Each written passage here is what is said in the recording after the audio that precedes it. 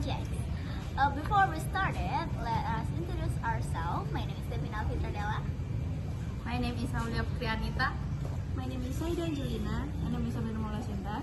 My name is Nanda Qurrotun Ishaqiyah. And my name is Today we'll be sharing about our personal thoughts and reflection on real life case in Indonesia that, in our opinion, go against the values and spirit of our national ideology, Pancasila. Let's take a closer look at how this incident challenges the principles that we hold dear.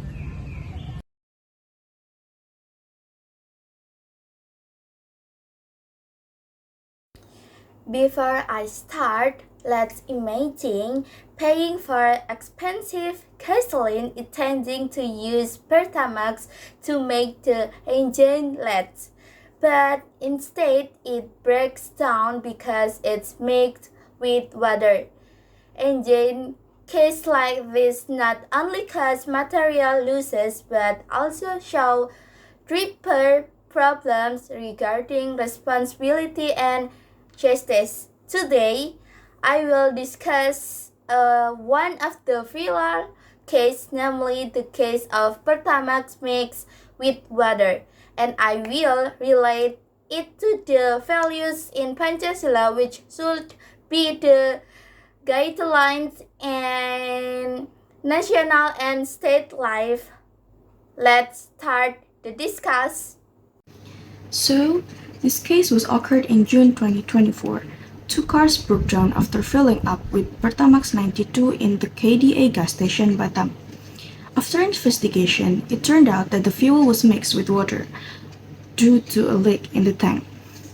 The gas station admitted negligence and Pertamina eventually covered the repair cost. A similar case also occurred in Malang. A motorcyclist reported that his motorbike broke down after filling up with Pertamax, which was suspected being mixed with water, although the initial check result had not proven any water content. From here, we can see that the negligence in supervision has a direct impact on the community.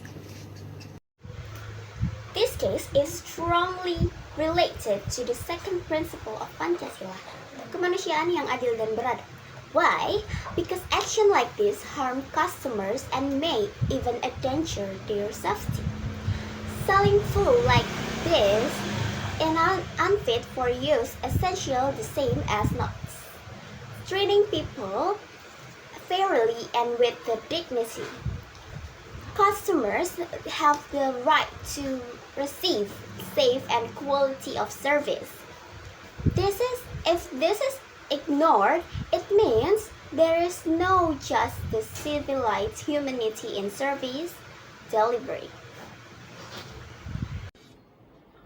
Okay, next I will explain about the infamous Pertamax case. First, its incident overview. In June 2024, a car broke down after filling the engine up with Pertamax at KDA gas station in Batam. In June 2024, a consumer experienced engine trouble shortly after refueling at a Pertamina KDA gas station in Batam. The car malfunctioned, raising immediate concern about the quality of the fuel provided. Second, investigation results. After further investigation, it was revealed the fuel was mixed with water due to a tank leak. An investigation revealed that the Pertamax gasoline was contaminated with water. The cause of contamination was a leak in the underground fuel tank, allowing water to mix with the fuel, something that should have been preventable with proper maintenance and monitoring. Third, accountability. Gas station admit negligence and Pertamina paid for the repair. The gas station took responsibility for the incident and admit there had been a failure in maintenance. Fourth is similar case in Malang. A motorcycle broke down under suspicion the same issue, gasoline mixed with water. This wasn't an isolated incident. A similar case occurred in Malang, where a motorcycle broke down under the same suspicion circumstance. fuel you suspect to be mixed with water. This points to a wider problem within the fuel distribution system. And last is public impact. This directly impact in the public due to lack of supervision. Such cases reflect serious oversight issues in fuel quality control and station maintenance. The public suffers both financially and in terms of safety. This incident highlighted the need for stricter supervision and quality assurance from both Pertamina and local authorities. As for our personal view, what happened is a serious act of negligence by the service provider, and it raises major concerns about accountability and public safety.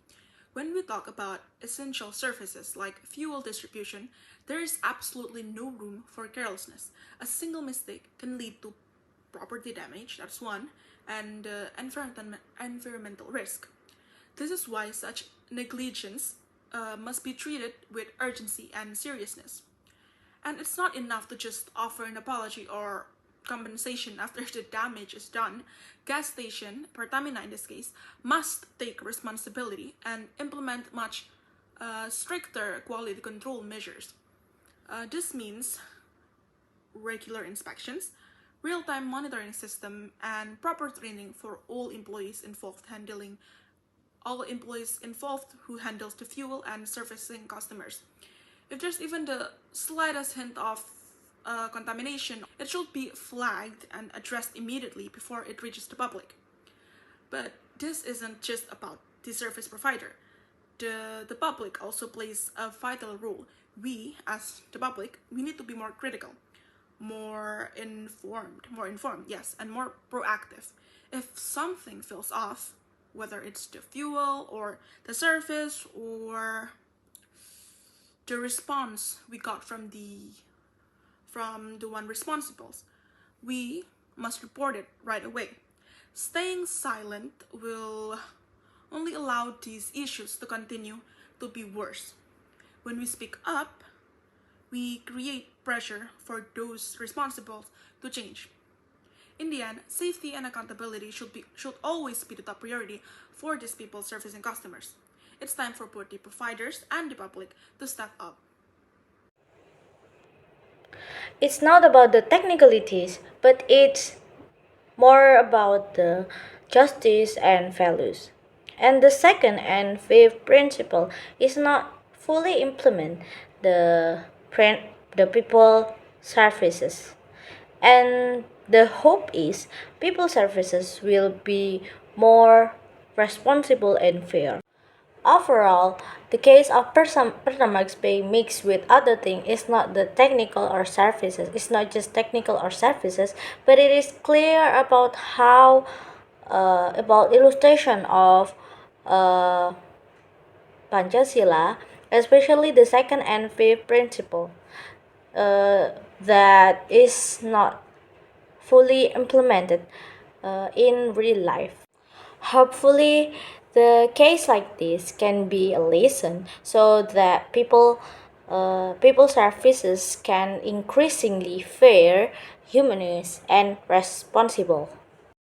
That's our discussion about the case of Pertamax mixed with water and its relation to the values of Pancasila. We learned the honestly, justice, and humanity are not just theories but must be implied in the smallest things, including buying and selling gasoline. Hopefully, we will be more aware that the values of Pancasila remains alive and relevant in everyday life. Alright, so those were our side of how certain action and events in our country seems to contradict the core values of Pancasila.